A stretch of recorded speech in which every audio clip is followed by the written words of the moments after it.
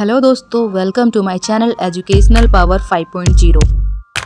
दोस्तों, UPSC civil service exam की तैयारी करने के लिए सबसे ज़्यादा ज़रूरी है कि आपको उसका सिलेबस पता होना चाहिए। इसी बात को ध्यान में रखते हुए यूपीएससी प्रीलिम्स के सिलेबस की हर एक महत्वपूर्ण जानकारी इस वीडियो में हम आपको विस्तार से बताने वाले हैं। सबसे पहले हम ये जानेंगे कि यह एग्ज़ाम कितने फेज़ में कंप्लीट होता है। UPSC civil service exam 3 phase में कंप्लीट होता है। सबसे पहले होता है प्रीलिम्स, उसके बाद होता है मेंस और उसके बाद होता है इंटरव्यू। यहाँ पर सबसे पहले आपको जानने की जरूरत है कि प्रीलिम्स एग्जाम में जब आप पास हो जाते हैं तो उसके बाद आपको मेंस एग्जाम में बैठने का मौका मिलता है, और मेंस एग्जाम में जब आप पास हो जाते हैं तो उसके बाद आपको इंटरव्यू देना होता है।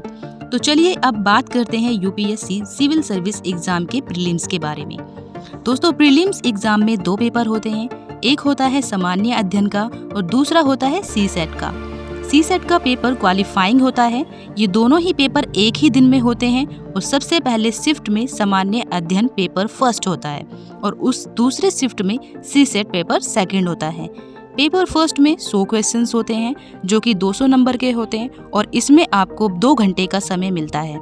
इसके बाद दूसरा पेपर होता है सीसेट का, जिसमें 80 क्वेश्चंस होते हैं और ये 200 नंबर के होते हैं और इसमें भी आपको 2 घंटे का समय मिलता है।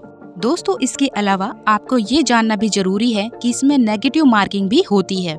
इसके दोनों पेपर में गलत आंसर्स के लिए नेगेटिव मार्किंग रखी गई है। पहले पेपर में नेगेटिव मार्किंग 0.66 नंबर की रखी गई है, यानी आपके प्रत्येक गलत क्वेश्चन के लिए 0.66 नंबर काटे जाएंगे। जबकि प्रीलिम्स के दूसरे पेपर में सी सेट में नेगेटिव मार्किंग 0.83 नंबर की रखी गई है, यानी आपके प्रत्येक गलत क्वेश्चन के लिए 0.83 नंबर काटे जाएंगे।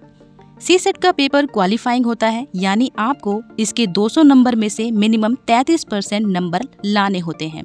मतलब आपको 200 में से मिनिमम 66 नंबर लाना होगा। अब हम जानेंगे यूपीएससी प्रीलिम्स के सिलेबस के बारे में।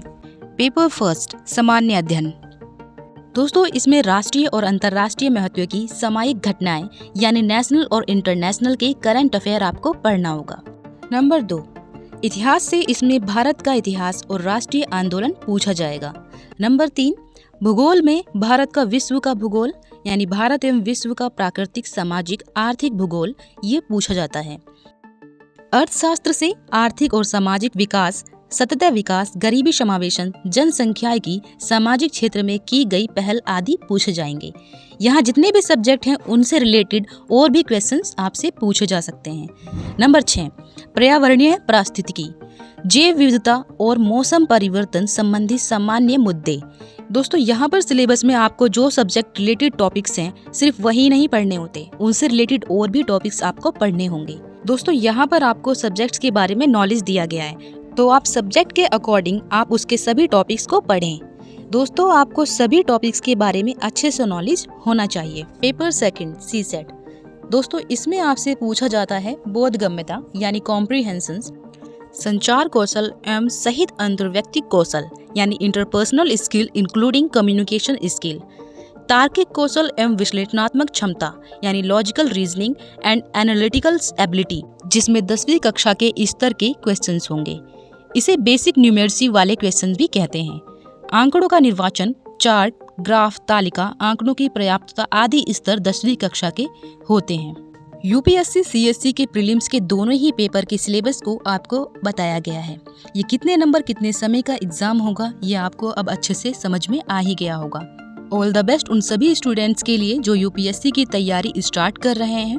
वीडियो कैसी लगी कमेंट में जरूर बताएं। वीडियो पसंद आई हो तो जरूर लाइक करें और चैनल पर नए हो तो सब्सक्राइब जरूर करें। साथ ही साथ बेल आइकन को प्रेस जरूर करें ताकि जितनी भी इंफॉर्मेटिव वीडियो आए सबसे पहले आपके पास पहुंचे। मिलते हैं एक नई वीडियो के साथ।